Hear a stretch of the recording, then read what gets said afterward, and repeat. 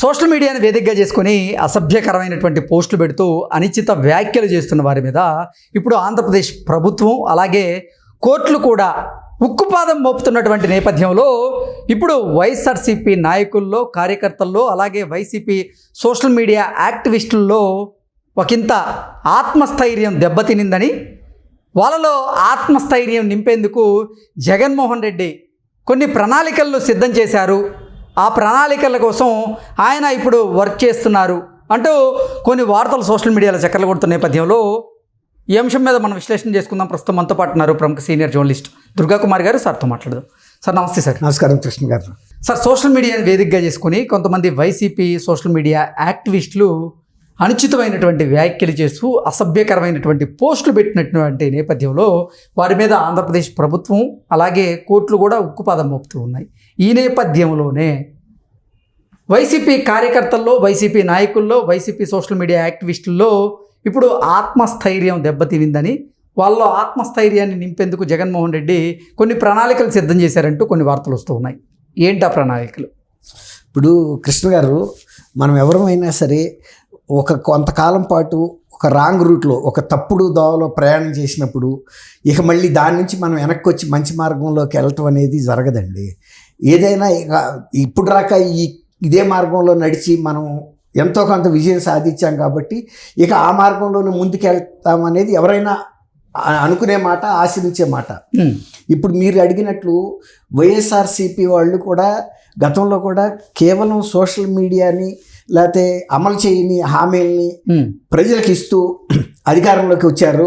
తర్వాత ఆ రోజు ప్రతిపక్షంలో ఉన్న వాళ్ళ నైతిక ధైర్యాన్ని దెబ్బతీయటం కోసం సోషల్ మీడియాలో వాళ్ళ కుటుంబ సభ్యుల మీద, మహిళల మీద కూడా అసభ్యమైనటువంటి అతి కిరాతకమైనటువంటి పోస్టులు పెట్టారు. అయితే ఇది కేవలం ప్రతిపక్షాల మీదే పెట్టారా అంటే అట్లా కూడా కాదు. జగన్మోహన్ రెడ్డి గారి మీద వ్యతిరేకించిన వాళ్ళ సొంత కుటుంబ సభ్యులను కూడా మినహాయింపు ఇవ్వకుండా పెట్టారు.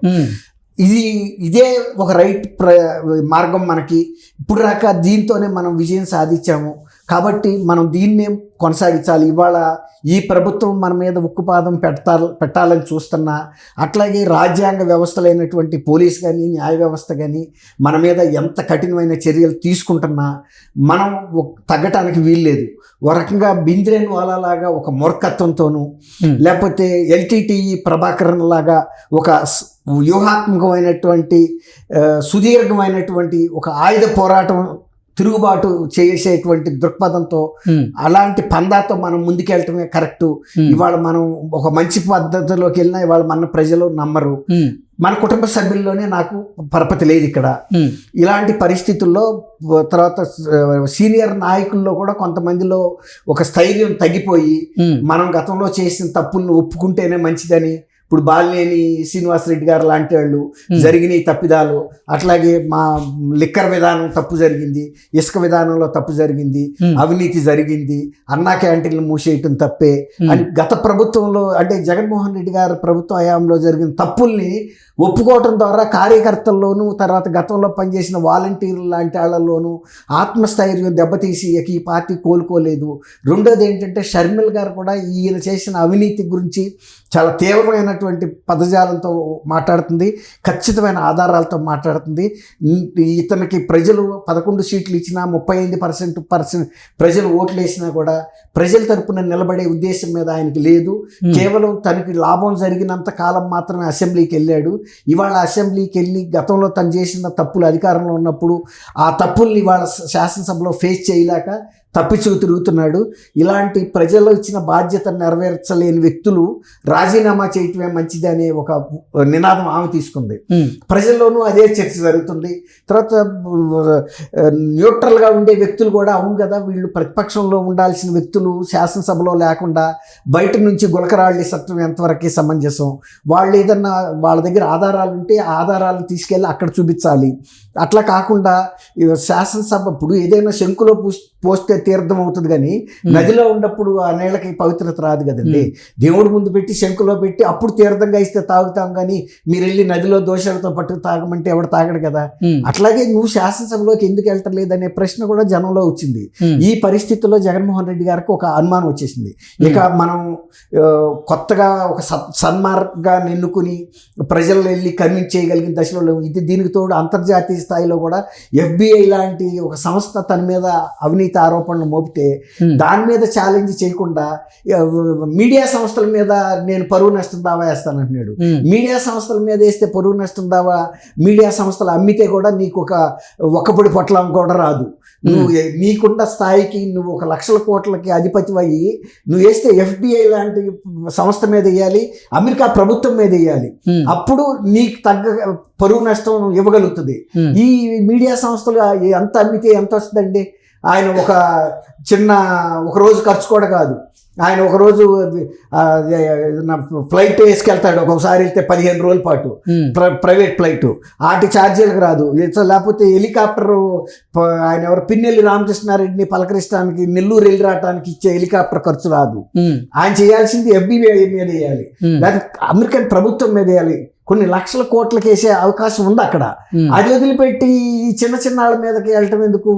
ఈ పరిస్థితుల్లో ఆయన ఏమనుకుంటున్నాడంటే కార్యకర్తలకి అవసరమైతే మనం ఇతనున్నాడు కదా పొన్నవోలు సుధాకర్ రెడ్డి. పొన్నవోలు సుధాకర్ రెడ్డికి ఇంగ్లీష్ హిందీ రాపోవచ్చు, వెళ్ళి సుప్రీంకోర్టులో వాదించడానికి. అక్కడేమో పెద్ద లాయర్లు పెడదాం. ఎవరిని నిన్న పెట్టారు కదా ఆయన లాస్ట్ టైంలో న్యాయశాఖ మంత్రిగా చేసిన బీజేపీ లీడర్, అట్లాంటి వాళ్ళని అక్కడ పెడదాం. హైకోర్టు రాక తెలుగులో మాట్లాడటానికి పొన్నవోలు సుధాకర్ రెడ్డికి ప్రధాన కార్యదర్శి ఇచ్చాం కాబట్టి వాడుకుందాం. తర్వాత కొంతమందికి ఒక సాయుధ శిక్షణ కూడా ఇవ్వాలి, బలం పెంచాలి. అవసరమైతే ఫిజికల్గా గతంలో ఎదుర్కొన్నట్టు ఇప్పుడు మళ్ళీ ఎదుర్కోవాలి. ఇప్పుడు ప్రతిపక్షంలో ఉన్నాం, గతంలో ఉన్నంత పోలీస్ సపోర్ట్ ఇప్పుడు ఉండదు. కొంతమంది పోలీస్ అధికారులను అవసరమైతే మన ఏపుకి తిప్పుకుని కొన్నాళ్ళ పాటు వాళ్ళని సెలవు మీద ఉంచి రేపు కనుక మనకు అధికారంలోకి వస్తే ప్రమోషన్లు ఇస్తాం. మన కార్యకర్తలకు కూడా మీరు బాగా పనిచేస్తే ప్రమోషన్లు ఇస్తా అన్నాడు. అట్లాగే కొంతమంది పోలీస్ అధికారులు మన కార్యకర్తలకి వాళ్ళు లాంగ్ లీవ్ పెట్టి శిక్షణ ఇస్తే ఆ శిక్షణ ఇచ్చిన అధికారులు మళ్ళీ మనం అధికారంలోకి వచ్చిన తర్వాత డబుల్ ప్రమోషన్లు ఇచ్చైనా సరే వాళ్ళని చూసుకుందాం. ఈ రకమైన పందాకి మనం వెళ్ళాలనే ఒక ఆలోచనకి వచ్చినట్టుగా కూడా చెప్తున్నారు. కొంతమంది సీనియర్ మంత్రులు, సీనియర్ శాసనసభ్యులు ఎవరైతే ఈ ప్రభుత్వ విధానాలని తన పరిపాలనని విమర్శించారో ఇక అటువంటి వాళ్ళని అక్కడ డ్రాప్ చేసేసి ఆ నియోజకవర్గాల్లో కొత్తగా యువతని ఎవరైతే దుందుడుకుగా వ్యవహరిస్తారో ప్రజల్లోకి చొచ్చుకుని వెళ్ళిపోతారో ఇప్పుడు పిన్నెల్లి రామకృష్ణారెడ్డి లాంటి కుటుంబాలని కొన్నింటిని ఎంపిక చేసుకోవాలని చూస్తున్నారు.